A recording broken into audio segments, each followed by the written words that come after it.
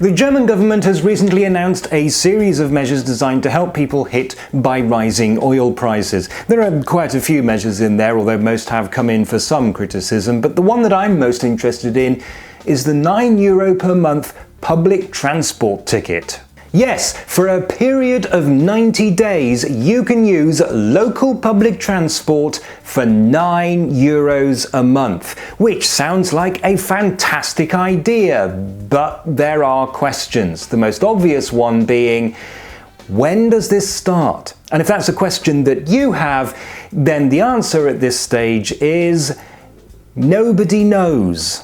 I am all in favour of encouraging people to use public transport more, but there are a few issues with this initiative.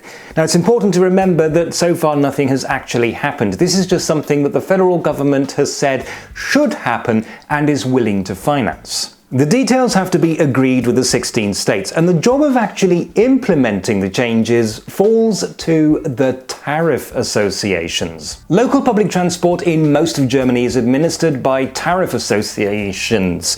They set timetables and fares so that even in areas where public transport is provided by more than one operator, there is a properly integrated ticketing system. The tariff associations have been caught off guard by this. It was a complete surprise to everybody. The VBB, which is the tariff association in the states of Berlin and Brandenburg, was very quick to put out a press release saying, in effect, please don't ask us. We will be meeting with the state authorities and the transport operators to work out how we're actually going to do this, but we are still waiting for the federal government to give us some actual information. Some of the states, meanwhile, have raised one point.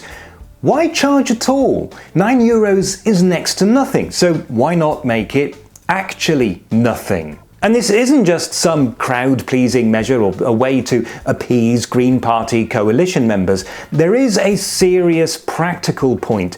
Making it completely free would actually be easier. See, if transport was made completely free for 3 months, then all the operators would have to do would be to switch off the ticket machines, disable the ticketing apps with a message saying don't worry about it, you're good to go, and then just not have to check that people have tickets. But because the tariff associations are still expected to charge, this still has to be administered in some way. Changes to ticket prices normally happen once a year in December and are planned for well in advance. I mean, it needs things like software updates. An unexpected change like this is a bit more complicated than simply not charging at all. This raises another issue which Bavaria is worried about. Public transport isn't free, so if you reduce ticket prices, the money has to come from the taxpayer. But there are people who can't use public transport. Bavaria specifically mentions people living in rural areas where there might be a bus twice a day. This effectively means that people in rural areas are subsidizing commuters in urban areas while still having to rely on their cars. Related to that, lobby groups for public transport point to another problem. The aim of the scheme is to encourage more people onto public transport, but that's not going to work if there isn't enough capacity on the system.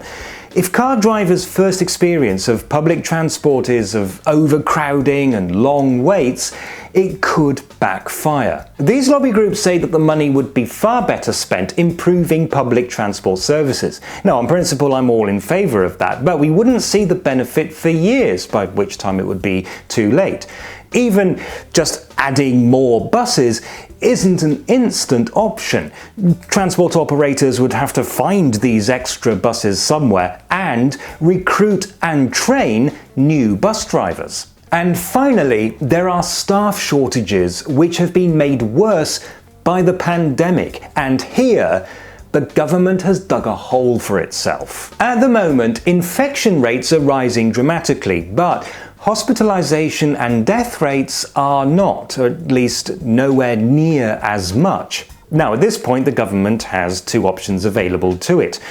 Either tighten restrictions even further in an attempt to try to halt the spread of the virus, or gamble on it now being no more dangerous than a particularly bad flu epidemic and lifting all the restrictions. Instead, we have a compromise.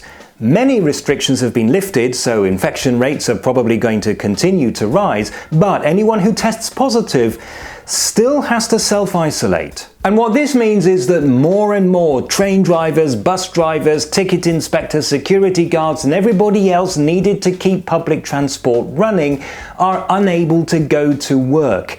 Some operators have already had to make cuts to some of their services, decreasing capacity at a time when we need it to increase. But, as I say, the details still have to be worked out. We don't yet know when this will become a reality, but hopefully at least some of these problems can be solved or at least mitigated. So, what do you think? Is this a step in the right direction, or is this all going to end in disaster? Let the world know your thoughts in the comments section.